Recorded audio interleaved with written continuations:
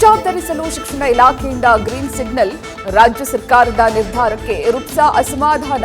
ತಕ್ಷಣ ಆದೇಶ ಹಿಂಪಡೆಯುವಂತೆ ರುಪ್ಸಾ ಅಧ್ಯಕ್ಷ ಹಾಲನೂರು ಲೇಪಾಕ್ಷಿ ಆಗ್ರಹ.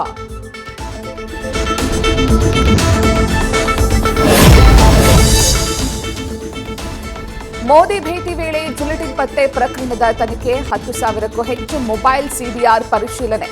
ತಾತಗುಣಿ ಬಳಿ 9 ತಿಂಗಳು ಇದ್ದ ಕಾರಣ ಕೋರಮಂಗಲದ ರೋಹಿತ್ಗೂ ವಿಚಾರಣೆ.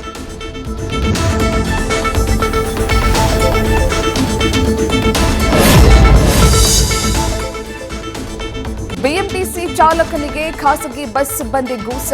ಖಾಸಗಿ ಬಸ್ಗೆ ಟಚ್ ಮಾಡಿ ಎಸ್ಕೇಪ್ ಆಗ್ತಿದ್ದ ಚಾಲಕನಿಗೆ ಥಳಿತ. ಹೆಬ್ಬಗೋಡಿ ಬಳಿಯ ಎಸ್ಎಫ್ಎಸ್ ಕಾಲೇಜು ಬಳಿ ಘಟನೆ.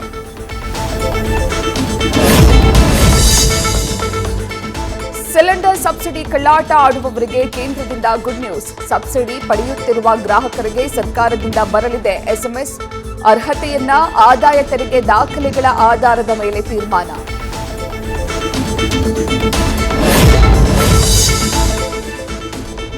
ಯುದ್ಧದ ಎಫೆಕ್ಟ್. ಚಿನ್ನ ಪ್ರಿಯರಿಗೆ ಮತ್ತೆ ಶಾಕ್. ಶೇಕಡ ಆಮದು ಸುಂಕ ಹೆಚ್ಚಾದ ಬೆನ್ನಲ್ಲೇ ಮುಂದಿನ ಚಿನ್ನದ ಬೆಲೆಯಲ್ಲಿ ಮತ್ತೆ ಏರಿಕೆ. 1 ಗ್ರಾಂ ಚಿನ್ನಕ್ಕೆ 20,000 ಏರಿಕೆಯಾಗುವ ಸಾಧ್ಯತೆ.